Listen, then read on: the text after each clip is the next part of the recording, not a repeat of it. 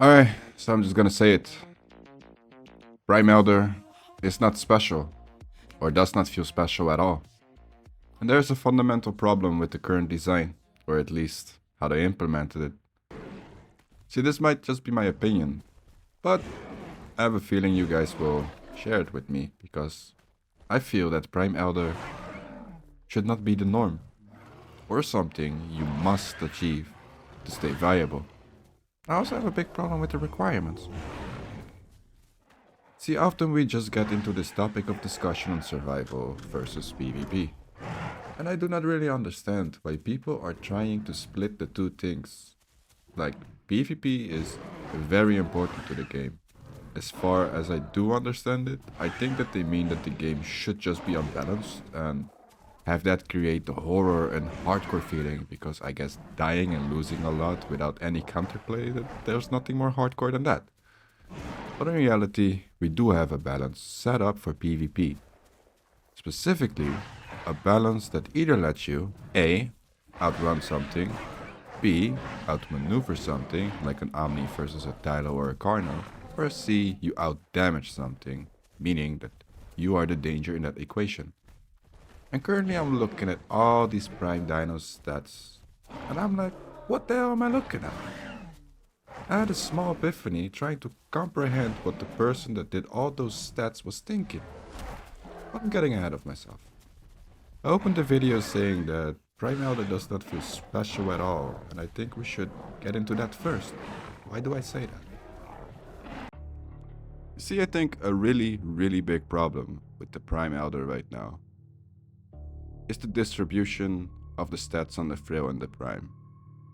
The way it is set up, the Frail Elder kind of gets nothing. It does not get a weight increase, and at the end of its life it's miserable and so unplayable that you have to kill yourself. Like, in the animal world, I understand that there's the elderly, but they don't just off themselves if they don't happen to become the Hulk, you know? Like, Frail Elder should still be playable. Honest to God, should still be playable and function almost as good as an adult. Not as good, because it's a bit older, it's a bit slower, it's a bit weaker, a bit heavier, but not fucking 20%. Take Omniraptor for example. Prime Omniraptor, yes, I'm gonna love ranting about this.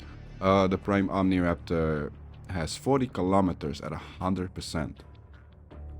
This is a really good example in my eyes, because I can explain it from my POV why this is shitty. If I'm a Frail Elder, I get 33 kilometers an hour. So I got one simple question. Let's put that equation of the ABC of I need to be able to do either of those things, yeah? Frail Elder Omniraptor, 33 kilometers. Well, okay. Let's say the Sarah. Not even an adult, just a bit below it, just over 40 kilometers. You really think I'm gonna win that? I cannot outdamage it. Sarah is a little bit too strong and also has variables, like if it's on a body buff. So A, it outruns me. B, I cannot outmaneuver it because Sarah's agility is off the charts. C, I cannot outdamage it. None of these work for me, right? Even if I'm a Prime Elder with 40 kilometers, the same stays true. So even if I do everything right, I still cannot get the ABC going. That I'm either, that I'm able to do one of those things. And I think a lot of the roster, because of course my vision is tunnel vision on Omniraptor because that is what I play the most and I've been playing a lot of Rex. But I dare to say that Dilo might suffer the same problem, that Carno might suffer the same problem. Hell, even Galley might suffer the same problem. Although I think their speed stat being so through the roof that they still get away with it, especially with all the, elders being shit. Trio was already a rare Pokemon. Now you just don't want to get caught dead on it because the stats are horrible. What they're doing with the distribution between how good Prime is per species, I don't like how they did it based on the type of dinosaur, you know? Because if you have a tanky dinosaur, it's gonna become a monster due to the weight increase. Little bit of damage fall off, little bit of speed fall off. Doesn't need it, it was a brawler. But anything that needs a little bit of speed to function has to entomb forever. It cannot stay on prime like the other dinosaurs can. And I think this is a huge flaw. And if they don't fix this, I think a lot of people are going to leave the game. That ass. I also don't like how the current implementation of the system kind of implies that we're just going to be seeing primes and adults and sub-adults, but we won't be seeing frail elders. Because that is the bad one, right? I don't really like that. Can't we change that to where prime elder is special, more rare, something you don't see every day? At the same time, buff up the frail elder. Maybe give them 50% of the elder model, you know? Make them bigger, but not as much as the prime. Like, make prime even bigger. Yeah? Keep the stats very close to adult. Because I want to see frail elders, a lot of them. And occasionally a prime that I'm like, oh, that's a big boy. Right now I'm just like, oh, prime, prime, prime, prime. Oh, everybody's prime. Nobody's frail, because the moment they are frail, they go AFK in a bush until they hit 100% and they end top. And as soon as this goes to life and the timers get extended, they will kill themselves. I promise you, they will just off themselves and restart so that they can get 4 in their first entombment. Because people love to min-max. Yeah, so I would say we have to change the way that frail is. I think a good way to go about it is to just let frail also have the 4th mutation. After all, it is a checkpoint in their life, and I don't think a mutation would hurt anyone if they get it. Let their weight also increase, but only 50% of how much a prime would increase, so that there's still a diff. Then maybe make their stats like what, 2% worse than an adult, so that they can still stay with the group. They're a bit slower, you know, they're still the guy that's gonna fall behind, that's always gonna be like edging on its edge of the fucking 60% stamina just to stay with the group, just because of the difference in speed. But what I'm trying to say is, I want frail elder to become the norm, and I want prime elder to become more special. Also, to give some feedback on the requirements to achieve it, I think it's actually terrible. It's incredibly dog.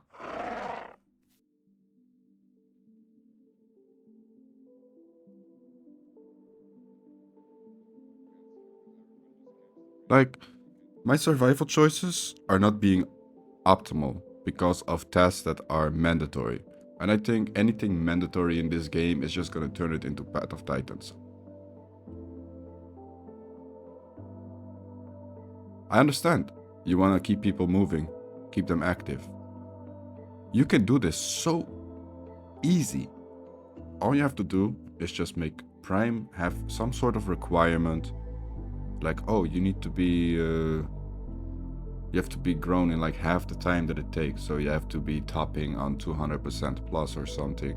Like anything crazy like that would actually do the trick. You know why? Because people will actually run their ass off to min-max and get that value so that they can try to get a prime. They will do it. I will do it. But what I won't do is put up with this system. Because I promise you, if there's no reward in the end for me, you know, while I have to do all this tedious stuff and just run this routine over and over with my checklist in my hand. No. I don't want that. I want to play a survival game. I want to be in the owl the way the owl has always been. No hand-holding. Let me do my thing. I'll be fine. Not like, oh, you have to go here. And then you have to go here. If you touch these coordinates and if you do these things and you don't eat your own species, blah, blah, blah. Get all of that out of my face, please. It's so dumb. You don't need to, like, gate it or give Juvies a task. Juvies should only have one task. Survive, find food, get bigger. And yeah, like the requirements, they're just silly.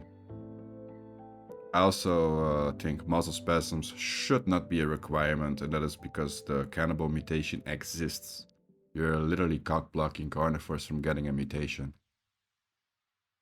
Like, why is that a thing? So you're saying that if I kill one of my own species, eat one of my own species, get infertile and muscle spasms, but after that I live like 200% plus the rest of my life. You're gonna say like, oh, you had a horrible life. Bro, I've been healthy as fuck. I just did a crime in my youth, you know? And it kind of brings me to the next point. Why didn't they link this up with the diet system? Like we have already had a system to determine growth rate, our stats, how healthy we are, and all that. Why isn't that linked? Why are the nutrient values not checked or something? Or the growth rate as a total, just like in average, just to, every tick that the growth rate was, put it all together and then average it. Like you can actually work with it. It is the thing that people go for. They go out there to look for nutrients, you know. That's why I want to eat a lung. That's why I want to eat a heart, a stomach, or whatever. It's for the nutrients. That is what I am looking for. That is the treasure I am hunting for. So why is the treasure, if I find it, not good enough? Why do I have to touch certain coordinates instead of just being judged on my lifestyle and the way I have been healthy my whole life or not healthy my whole life? Because I think everybody would agree with this. If I have a constant of, let's say, I spawn, so I get like my nutrient falls off a little bit from 70 to 50, blah, blah, blah. I find food and boom, now I am above 200% because I decided to vomit on the body and eat all the organs. Now, after that, I make a kill, boom, I stay above 200% the whole time. Are you gonna tell me that that is not prime worthy? Because I'm pretty sure a lot of veterans know how to play the game and they are not getting their prime and they're just thinking to themselves, like, why not? I literally played the stars of the heaven and the moon. And it's like, oh, yeah, well, when you were this big, you did not walk in this spot. So you don't, you see how dumb it is. Like, I'm just gonna say it, it's dumb. And then I want to touch the 88% stats. Are you guys insane? My Omniraptor at a 88% prime. That was disgusting. 70 byte force or more, like 75, I think, closing into 80. I had 56 to 60 kilometers speed and then 580 HP. Like, these stats are also a little bit bonkers, mates.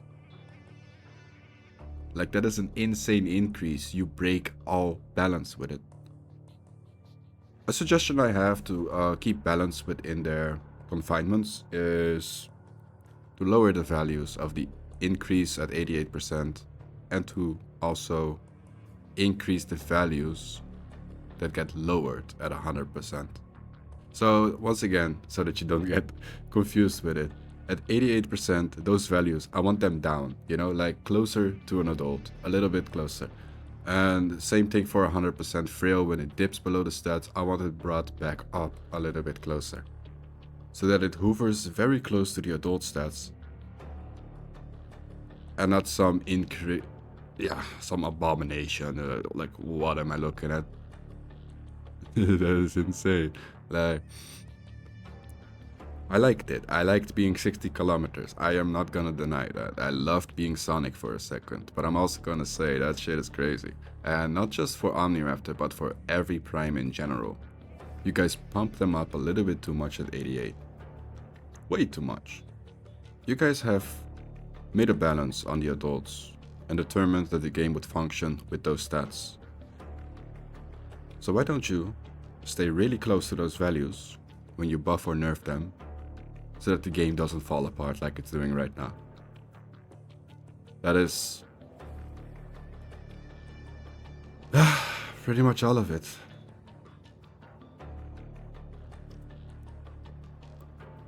Actually, No, it's not it. See, I was thinking, why do we have these requirements? When I ask questions, it is to keep us moving. So, let's reverse that. What allows us to stop? I think carnivores don't really have that luxury. I'm not gonna lie to you, like, unless you're on an AI server and you have found a broken AI spawn, you're not gonna have the luxury of sitting down and staying there. You're gonna have to stay either within a certain area of the map and hunt there, or you're gonna have to move around like a nomad. But herbivores, they do have that luxury. And we should ask ourselves, why is that? And why don't we just fix that? Because if we fix that, then those requirements can be fixed as well. We just have to fix the core of the problem. I'm gonna call it out. The real issue here are patrol zones. See, I have played a little bit of Maya, because we're trying to fight off the hackers, and in order to grow Prime Rexes at a solid rate, we are feeding them Mayas, and I have been growing some Mayas. I never played Herbivore before, so this has never caught my eye before. And oh boy, I was actually a little bit upset when I found out, I guess. What essentially ended up happening is my patrol zone was all the way in Delta, but I was growing somewhere else. Somewhere that also had a patrol zone, at least on the patrol zone map. And yeah, I needed a map, I don't play Herbie. So what I did is, I simply left my group. That's all I did. Didn't even have to relog. And the patrol zone disappeared. I waited like 10 minutes, maybe more, and the patrol zone appeared right on top of me. Herbivores can control patrol zones.